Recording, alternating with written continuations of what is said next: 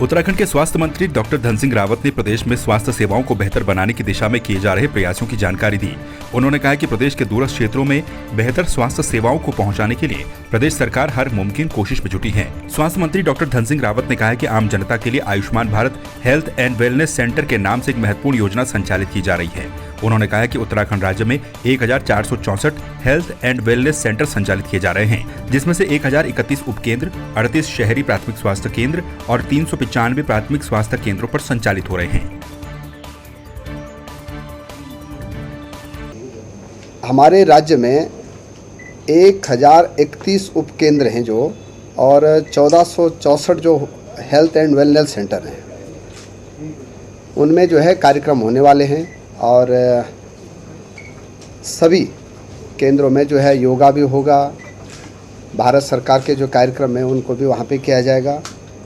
और 18 तारीख से लेके 23 तारीख तक हम अपने राज्य के 95 विकास खंडों में और नगर निगमों में और नगर पालिका क्षेत्रों में और जिला हेडक्वार्टर में एक हर स्थान पे ब्लॉक स्वास्थ्य मेले लगाने का आयोजन किया जा रहा है। और बड़ी बात यह है कि इसमें राज्य के 6 विभाग भी भाग लेंगे। स्वास्थ्य विभाग तो लेगा, उसमें रहेगा ही रहेगा, पंचायती राज विभाग भी रहेगा, शिक्षा विभाग भी रहेगा, संस्कृति विभाग भी रहेगा, आयुष विभाग भी रहेगा। ऐसे 6-7 विभाग इसमें जोड़े गए हैं।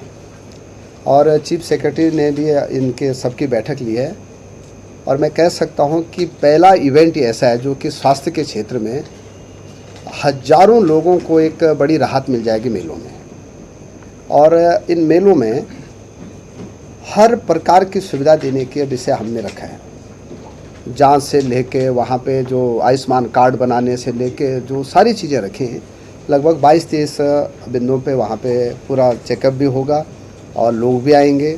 और उसके प्रचार प्रसार के लिए हर मेले के लिए 2-2 लाख रुपए यहाँ से दिए गए हैं।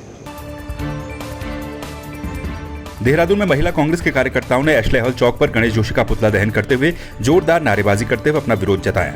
महिला कांग्रेस कार्यकर्ताओं का कहना है कि गणेश जोशी ने कांग्रेस पार्टी की राष्ट्रीय नेता सोनिया गांधी के खिलाफ अशोभनीय भाषा का इस्तेमाल किया है।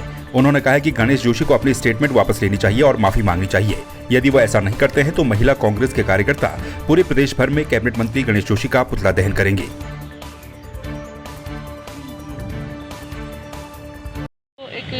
बुजुर्ग कैबिनेट मिनिस्टर हैं बीजेपी के, उन्होंने हमारे राष्ट्रीय नेतृत्व के खिलाफ जो अब मर्यादित बयानबाजी करी, उसके खिलाफ आज हम लोगों ने उनका पुतला फूका और उनसे हम लोगों ने बोला कि आप अपनी जो स्टेटमेंट है उसको वापस लीजिए, उस पर माफ़ी मांगे, और नहीं तो महिला कांग्रेस हर जगह आपके पुतलों का दहन करेगी। लेकिन जो शब्द थे वो एक महिला के लिए थे और हमारे राष्ट्रीय अध्यक्ष और राष्ट्रीय उपाध्यक्ष के लिए थे।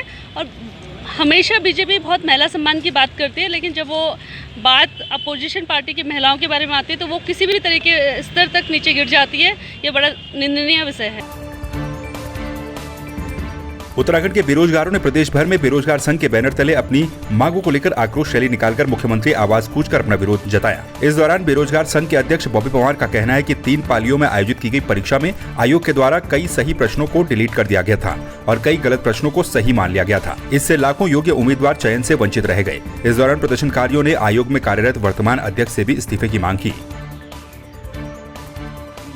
ये मांगे हैं कि यहाँ पर जितनी भी परीक्षाएं हो रही है, लगभग सभी परीक्षाओं में भ्रष्टाचार देखने को मिल रहा है। और आयोग में जो बैठे 2 यहाँ पर पदाधिकारी हैं, वो चाहे अध्यक्ष हो चाहे सचिव हो, उन लोगों के कार्यकाल के दौरान ऐसी कोई परीक्षा बता दीजिए जिसपे अंगुली नहीं उठी है, जो भ्रष्टाचार की भेंट न चढ़ी हो। तो क्या उसके बावजूद भी इनको वहाँ से हटाया नहीं गया? क्या ऐसा खास है?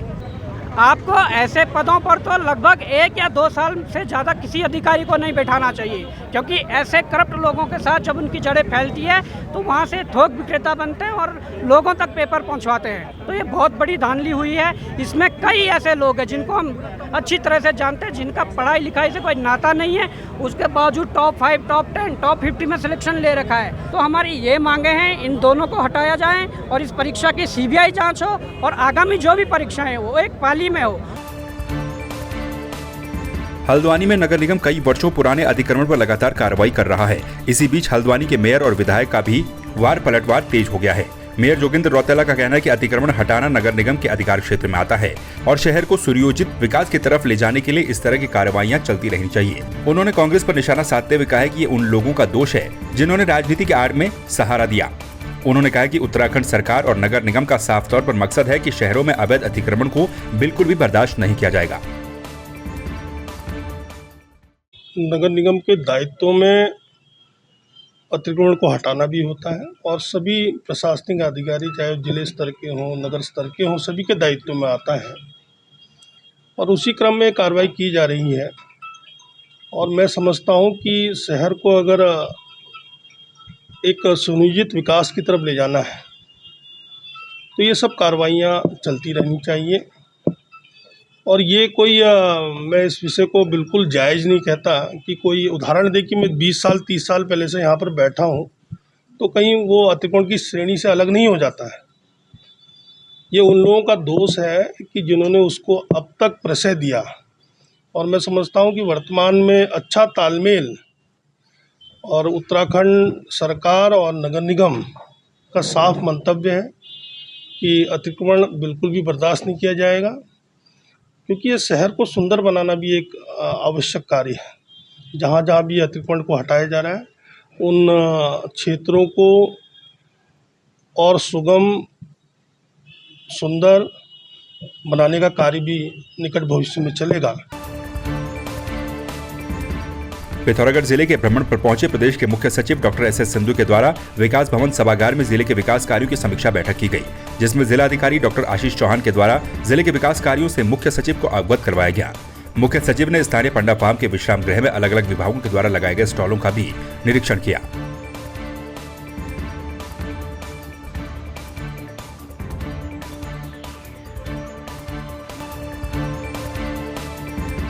बाजपुर कोतवाली में उधम सिंह नगर के एसएसपी मंजुनाथ टीसी ने बीते दिनों हुई लूट की घटना का खुलासा करते हुए प्रेस वार्ता की। उन्होंने बताया कि पुलिस ने घटना में शामिल 4 आरोपियों को गिरफ्तार किया है। 12,000 की नकदी, 2 तमंचे और 2 जिंदा कारतूस भी बरामद किए गए हैं, जबकि 2 आरोपी पुलिस की गिरफ्त से फरार चल रहे हैं। अपराधी कितना भी बड़ा हो, उत्तराखंड सरकार के दौरान हमारी पुलिस की व्यवस्था से बच नहीं सकता। ये प्रमाण है। दिन रात मेहनत करके उत्तराखंड पुलिस के जवानों ने, बाजपुर पुलिस ने, उधम सिंह नगर पुलिस ने जिस तरीके से इस जघन्य अपराध का जो है खुलासा किया है, दिन दहाड़े जो चोरी हुई थी उसका जो है खुलासा किया है, मैं पूरी पुलिस परिवार का सबका धन्यवाद करता हूं। और निश्चित रूप से जो हमारा कमिटमेंट है सुरक्षा व्यवस्था, एक अच्छी सुरक्षा व्यवस्था देना, एक आम आदमी की सरकार देना, ये उसी को जो है पूर्ण रूप से जो है उसका स्वरूप इसमें देखने को मिलता है। सबको अवगत है कि पिछले हफ्ते दिनांक 8/4/2022 को दोपहर के टाइम में संजय कॉलोनी बाजपुर में एक दुकान पर एक महिला को ओवरपावर करते हुए 3 लोगों द्वारा लूट की घटना को अंजाम दी गया। एक महिला को ओवरपावर करते हुए उनको डरा धमकाकर तमंचे की दम पर लूट की घटना को अंजाम दिया गया है। तहकीकात में ये पाया गया अन्वेषण के दौरान कि केवल ये 3 लोग नहीं थे, लाने में और भगाने में सहयोग देने के लिए टोटल सीसीटीवी कैमरास को जब देखें तो कुल मिला के 6 लोग थे। तो विभिन्न पुलिस की टीमें, बाजपुर की संपूर्ण थाने की विभिन्न टीमें और सर्कल बाजपुर की संपूर्ण पुलिस टीम और लीडरशिप में सीओ बाजपुर थे एंड ओवरऑल ऑपरेशन को सुपरवाइज एसपी काशीपुर और मेरे द्वारा स्वयं किया जा रहा था। तो उसमें कुल मिला के 350 से भी अधिक सीसीटीवी कैमरा पुलिस टीमों ने देखी। तो इससे अभियुक्तगण का साफ चेहरा, हुलिया सब कुछ पता चल गया, फ़ोटो पता चल गया। तो इसके बाद जो है टेक्निकल और मैनुअल आधार पर भी काम कर लिया गया। इसी का जो नतीजा है कि कल शाम को हमको एक सफलता हासिल हुआ, जिसमें दोराहा क्षेत्र में से 4 अभियुक्तों को हमने पकड़ा। विश्व प्रसिद्ध जिम कॉर्बेट नेशनल पार्क के बफर एरिया में अभी भी कई गुर्जर परिवार निवास करते हैं, जिन्हें शिफ्ट किए जाने की कोशिश की जा रही है। ढेला और झिरना रेंज में अभी भी 52 परिवारों को शिफ्ट नहीं किया जा सका, जिसको लेकर कॉर्बेट प्रशासन ने उच्च स्तरीय अधिकारियों को प्रस्ताव भेजा है। आपको बता दें कि कॉर्बेट प्रशासन ने सरकार को इस संबंध में 2002 में अवगत करवाया था, लेकिन स्थिति ज्यों की त्यों बनी हुई है। इसके बाद अब कॉर्बेट प्रशासन ने एक बार फिर इन परिवारों के विस्थापन के लिए प्रस्ताव बनाकर शासन को भेजा है। टाइगर रिजर्व के वर्तमान में ढेला और झिरना रेंज में गुर्जर परिवार रह रहे हैं। गुर्जर परिवारों की गणना का कार्य जो है 2002 वर्ष में किया गया था। इससे पूर्व जो हमारे कोर एरियाज़ थे वहाँ से गुजरों का विस्थापन जो है हरिद्वार क्षेत्र में किया जा चुका है। अभी जो ये परिवार ढेला और झिरना में रह रहे हैं उनके विस्थापन के लिए 2019 में शासनादेश जारी किया गया था।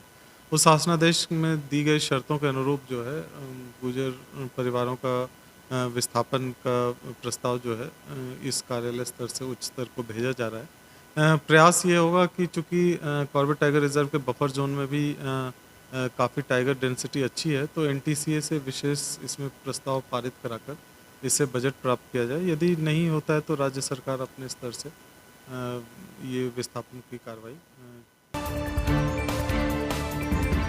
लाल कुआं के हल्दूचौड़ स्थित अंग्रेजी शराब की दुकान में बेखौफ बदमाशों के द्वारा लूट की घटना सामने आई है। हालांकि मामला आपसी लेन देन का बताया जा रहा है, लेकिन बदमाशों ने लूट की वारदात को अंजाम देते हुए ठेके में तोड़फोड़ भी की और सेल्समैन के साथ मारपीट भी की।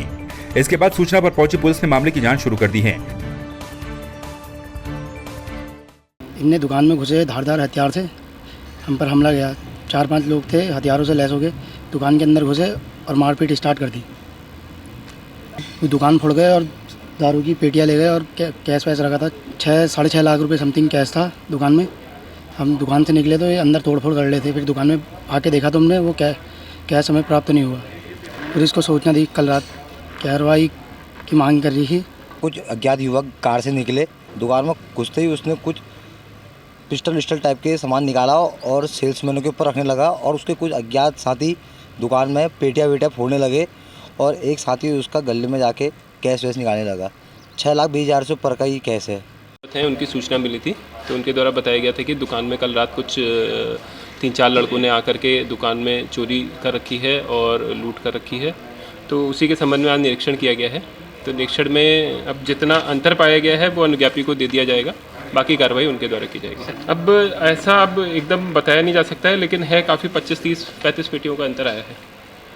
इसमें अब इनके द्वारा तहरीर दी जाएगी पुलिस में और पुलिस में फिर तफ्तीश की जाएगी, फिर जो भी आते हैं। बाकी भी सब ले गए हैं तो इसलिए रिकॉर्डिंग का थोड़ा सा दिक्कत है। सूचना प्राप्त हुई है कि ये हमारा जो क्षेत्रीय यहाँ पे हल्दूचौड़ में जो ठेका है उसमें कुछ लोगों द्वारा रात को तोड़फोड़ की गई तथा ये जिस तरह से बताया जा रहा है कि जो कैश था उसको भी लूटने की कोशिश की गई है।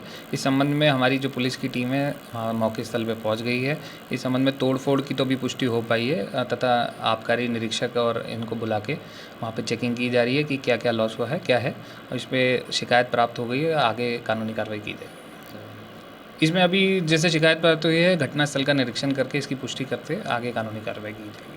जिस तरह से अभी सूचना और उससे इन्वेस्टिगेशन से पता चला है कि वहाँ पे इनका कुछ लेन देन की परेशानी पहले से ही चल रही थी, जिसके कारण कल रात को 4 युवकों द्वारा वहाँ पे जाके कुछ तोड़फोड़ करने की कोशिश की गई तथा कुछ गाली गलौज भी हुई है।